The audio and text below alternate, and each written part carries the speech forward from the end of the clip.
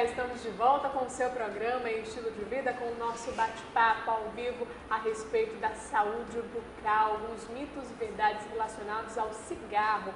E a gente já tem mais perguntas, mais participações através do nosso WhatsApp. Quem mandou pra gente foi a Nayara de Porto Velho. Um beijo pra você, gosto muito de Porto Velho, viu, Nayara? E ela diz assim: doutora, eu gostaria de saber sobre as manchas que o cigarro causa nos dentes. Isso tem jeito? A gente já até falou a respeito disso, né, doutora? Que tem como remover essas manchas, né? Temos sim. Especificamente no dente, justamente, né, é preciso cessar esses hábitos, como eu havia falado. Não adianta a parte estética sem a parte funcional, a parte, né, saudável da nossa saúde bucal. Então, podemos fazer a parte de clareamentos, mas isso é de acordo com cada pessoa, e o clareamento em si, somente se a gengiva estiver saudável, toda, né, essa parte bucal, e aí fazer questões de clareamentos, várias sessões. Agora, se a pessoa fizer o clareamento, remover todas essas manchas e não cessar o uso do cigarro, elas podem retornar? Com certeza. Assim, no primeiro trago você já vai verificar a diferença. Como eu falei, a nicotina, né, ela já deixa na superfície esses pigmentos acastanhados. Então, na primeira sessão, né, você já vai verificar a diferença e o clareamento já não fará tanto efeito assim. Agora, quanto mais amarelado ou a pigmentação for mais forte, mais sessões a pessoa tem de fazer. Exatamente, porque a gente vai perdendo coloração. A gente tem uma escala de cor que a gente vai ganhando gradativamente, né? Por isso, o número de sessões de clareamentos determinado, né? E precisamos verificar essa escala de cor para cada tipo de paciente, aí verificar que tipo de sessões, né? Quantidade e assim sucessivamente. Bom, a nossa equipe fez um apanhado de imagens pra gente, de todos os assuntos que a gente está debatendo aqui, pra gente entender isso na prática, como funciona. Será que a gente consegue enxergar tudo isso que a gente falou aqui? Eu vou pedir para a nossa produção colocar a nossa imagem número 1, que vai trazer alguns dentes pra gente. O que a gente percebe aqui, doutora, nessa imagem? Primeiramente, a questão dos dentes um pouco mais amarelados, né? Verificando essa cor mais amarelo escuro, já um pouquinho cinzento, e até mesmo a gengiva está um pouquinho mais avermelhada do que o normal, mas ainda parece que não está, aqui podemos verificar que está um pouquinho maior, não está tão endurecido, um aspecto, né? Então não está tão saudável assim, porém ainda verificar que podemos fazer o acompanhamento e com poucas sessões podemos voltar à saúde bucal. A gente consegue perceber que tem uma diferença entre o lado esquerdo e o lado direito, né? Esse lado esquerdo, pra gente que está aqui, é o lado esquerdo, mas para você o direito, a gente consegue perceber que a coloração, a pigmentação está mais forte. E nesse lado não, somente ali no canino, né?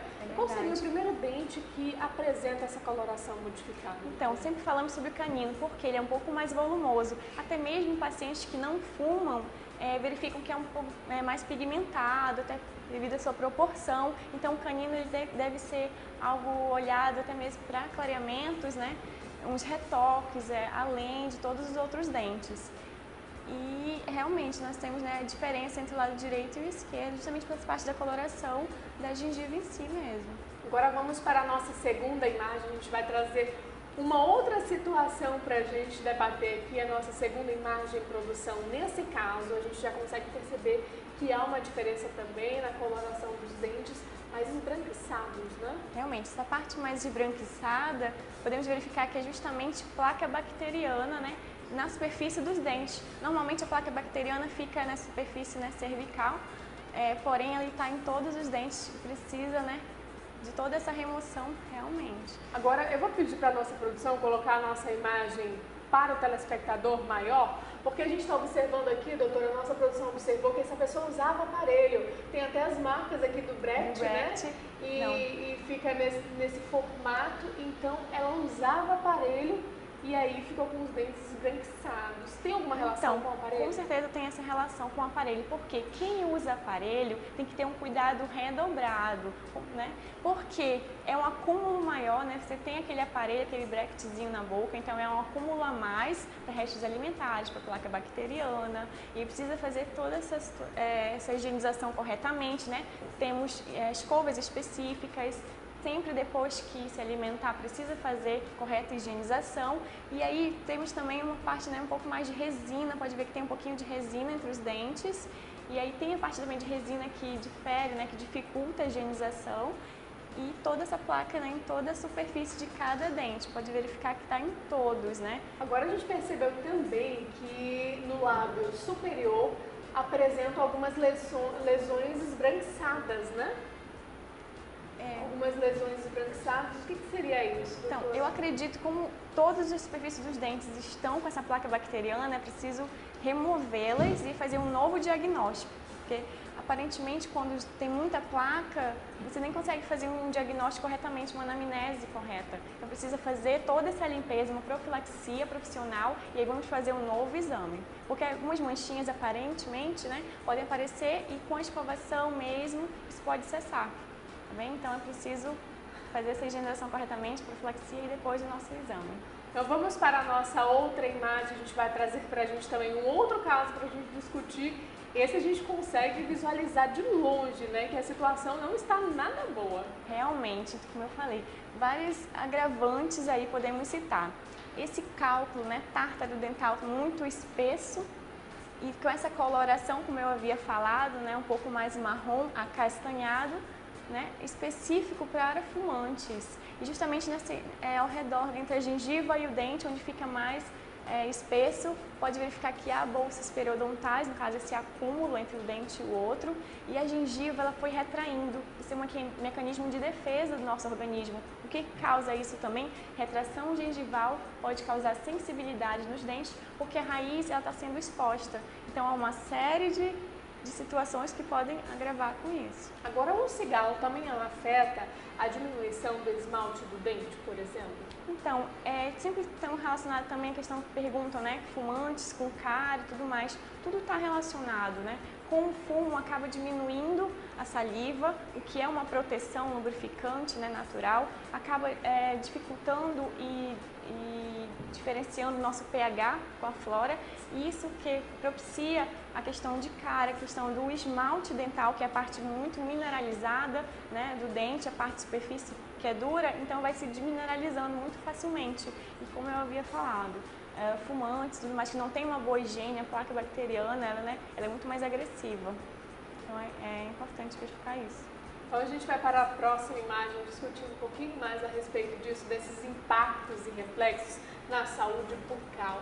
Esse a gente consegue ver com muita clareza, né? A parte interna dos dentes. Infelizmente, agora nessa parte interna, né, do palato, também verificando a nicotina, colocando na superfície, que nós havíamos falado dos dentes, essas manchas, né, castanhadas, tudo isso é bem típico de fumantes, com toda essa parte, né, de cálculo, de tártaro dental muito espesso, a gengiva completamente edemaciada, sangrante normalmente, então há uma gengivite e a partir que nós vamos remover o cálculo, é possível que já tenha o início de uma periodontite, ou seja, inflamação dos tecidos de suporte, porque a própria raiz do dente, ela já deve estar com uma leve exposição.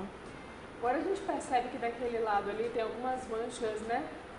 Vou dizer que são em cima do dente, não sei se tem outra nomenclatura, mas como diferenciar uma mancha castanhada, marrom, de uma cárie, doutora? Então, mas a questão é, quando você faz a remoção, a limpeza adequada, uma profilaxia com raspagem, que é importante fazer uma raspagem adequada, só então eu vou poder fazer a avaliação de cárie, né? Mas ela é muito mais profunda, ela é bem diferente porque essa mancha ela sai com muito mais facilidade, dessa realidade, muito mais facilidade uma mancha do que simplesmente, né, a questão cariosa, que é um pouco mais escurecido, também tem a parte de cárie que é branca, porém eu só vou poder fazer essa avaliação clínica depois que eu remover toda essa parte, né, de cálculo, de tártaro e essas manchas. A gente consegue remover todo esse tártaro em uma sessão apenas? Então, quando já está um pouquinho mais grave, no caso dessa foto, é importante que a gente não machuque ainda mais, né, não irrite ainda mais a mucosa. Então, como é que eu faço? Eu tiro a maior parte, né, e vou tentando limpar adequadamente. Também falo para o paciente que precisa higienizar em casa, é um trabalho, né, em dupla. Eu falo que realizo no consultório também, você, né, o paciente tem que realizar em casa.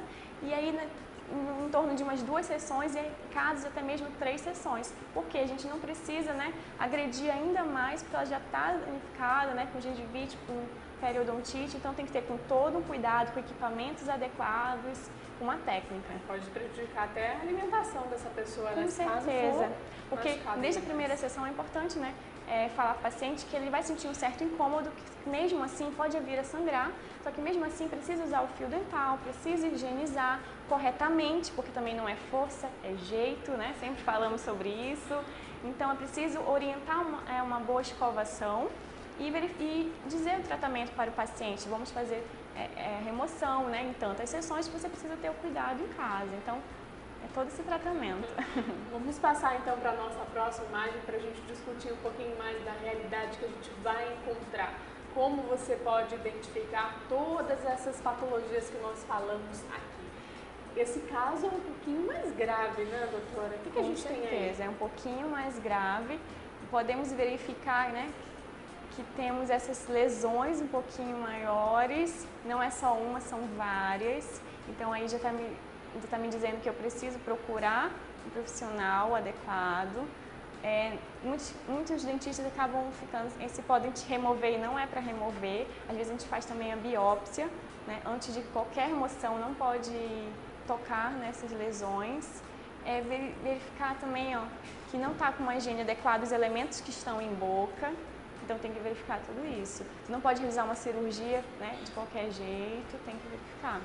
Agora, na parte superior, a gente já percebe que houve uma perda de dentes, houve uma perda e também, gradativamente, a questão óssea também eu verifico nessa parte da minha direita, né? Um pouquinho perda óssea. Um pouquinho na entrada, né? Isso, perda óssea. Justamente. Então, acredito que já tenha perdido já faz um certo tempo. Agora, e nesses casos que a pessoa tem uma perca, não somente dos dentes, mas óssea, é possível fazer implante? É possível reverter essa situação? Com certeza é possível. Nós temos várias técnicas hoje em dia, né, de enxertos ósseos, de técnicas mesmo, questão de implantes e tudo mais. Quanto mais jovem a pessoa procurar por isso, é muito mais fácil, né, de realizar. Porém, os implantes também têm essa questão. Você não pode, né, ser fumante, porque, como eu havia falado, fumante tem dificuldade na cicatrização, na resposta inflamatória, e aí isso também vai influenciar pós o implante, né? Porque precisa de todo um cuidado especial também, não é só a realização da cirurgia, mas sim a manutenção do implante na boca. Então, toda essa questão. Agora, tem uma outra questão também, doutora. Explica pra gente a diferença entre uma cárie simples e um canal. Onde que entra esse canal? Então, vamos iniciar. Cárie, né, foi desmineralizado o esmalte do dente, que é a superfície, né, a parte mais mineralizada. Então, houve essa perfuração. Outra camada, a segunda camada do dente, chamada de dentina. E aí vai se aprofundando. Como que eu vou chegar ao canal? Passando toda a parte da dentina e eu não houve nenhum cuidado, a cárie ela vai sendo invasiva e ela vai aumentando. Então, houve, né, a quebra do esmalte, houve a quebra da dentina e não chega a polpa, que realmente é a parte viva do elemento dentário. E aí, quando atingiu a polpa, realmente pode haver uma infecção na polpa inteira, no dente inteiro, e não só isso. Se houver uma infecção e não é tratada, pode levar pelos canalículos aos outros elementos dentários também. Por isso é importante realizar o canal. E assim, diferenciar que cada dente, né, tem um tipo de canal, aparentemente, de caninos, incisivos centrais ou laterais, né, um canal. Agora os dentes molares, são os posteriores, já tem 3 ou até mesmo 4 canais. Então aí a importância disso, né? Uma cariezinha, né, pequenininha aparentemente, né, que não foi tratada, gerou toda essa evolução e houve, né, a infecção dos canais. Entendeu? Então a gente tem que ficar de olho. Por isso nós estamos aqui debatendo um pouquinho mais a respeito da saúde bucal. A gente vai para mais um intervalo e você de casa aproveite esse momento para interagir com a nossa produção através das nossas redes sociais. Fique de olho no nosso WhatsApp, a gente volta já.